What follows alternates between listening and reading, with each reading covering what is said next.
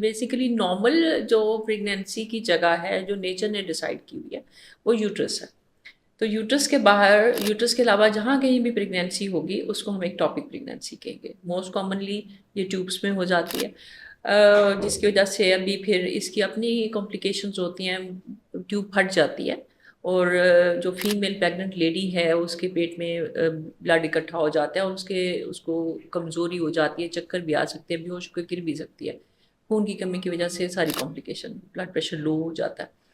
تو ایسے میں پھر سرجری فوراً کرنی پڑتی ہے.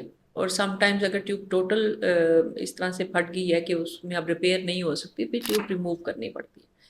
تو اس لیے ہم کچھ پیشنٹس ہیں جیسے کہ جو ہائی رسک ہیں، لائک جس کے کہ وہ کوئی ان کو انفیکشن چل رہی ہے، جو PID ہے، جینیٹل ٹریک انفیکشن چل رہی ہے، پیلوک انفلیمیشن ہے، یا سیکس ملٹیپل وہ کوئی کانٹرسیپٹیو میتھڈس کوئی ایسے یوز کر رہی ہیں کہ جس کی وجہ سے رسک بڑھ جاتا ہے.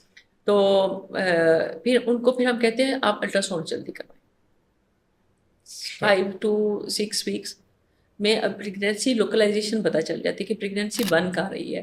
اگر ٹیوب میں ہے تو اب تو لیٹسٹ اتنی ٹیکنالوجی ایڈوانس ہو گئی ہے، اب تو میڈیسن سے ٹریٹ ہو جاتا ہے. اگر ہم ارلی ڈیٹیکٹ کر لیتے ہیں تو اس سے ماں کی جان بھی بچ سکتی ہے، ٹیوب بھی بچائی جا سکتی ہے، اور فیوچر فرٹیلیٹی پہ اس کا بہت اچھا افیکٹ آتا ہے. اس لیے ہم بالکل ٹھیک. ایمفسائز کرتے ہیں کہ جیسے پریگنینسی کنفرم ہو تو 5 to 6 ویکس اور 7 ویکس تک منیمم لوکلائزیشن کنفرم ہو جائے کہ پریگنینسی بن کر ہے.